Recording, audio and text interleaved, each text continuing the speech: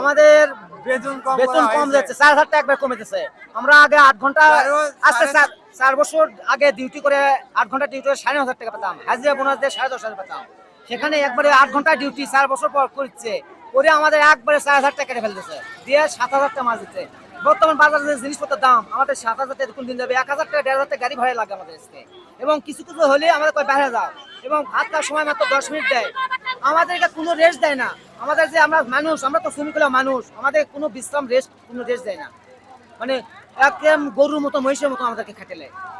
এই যে আমি এখানে এসে দেখতে পাচ্ছি রাস্তা অবরোধ করে। হ্যাঁ, এটা আমরা আজকে আন্দোলন, এই বেতন কমে দেওয়ার পরিপ্রেক্ষিতে আজকে আমরা আন্দোলন নেমেছি।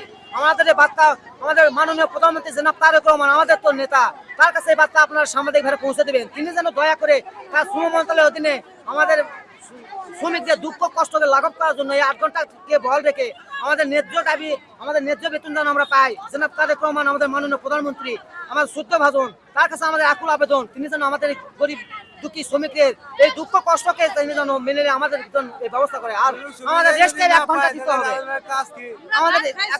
আমাদের 1 ঘন্টা, মহিলারা ভাত খাওয়া চুরি করে মানে খাওয়ার সময় দেন, আপনারা বলেন। আমাদের ব্রেক সময় দেন, আমরা ভাত খাওয়ার সময় চুরি করে ভাত খাই। আমাদের কোনো সময় দেয় না কাজে ব্রেকের।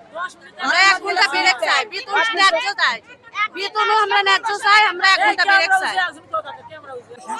একদিন না আসলে 1500 টাকা কাটে, ভাত খাওয়া লাগে চুরি করে, দুই পিসাব লাগলে ওই 8 ঘন্টা ডিউটি পিসাব করা লাগে, কত পিসাব করে যাওয়া লাগে, স্লিপ দেয়, 2 মিনিট ভাত খায় 10 মিনিট সময় দেয়, 10 মিনিটের বেশি যদি 15 মিনিট হয়, যাই আর গুলান কথা কয় এতক্ষণ লাগে, 8 ঘন্টা ডিউটি ভাত খাওয়া লাগে, খিদে লাগে, এগুলো মানে নানান পেশাল পারে।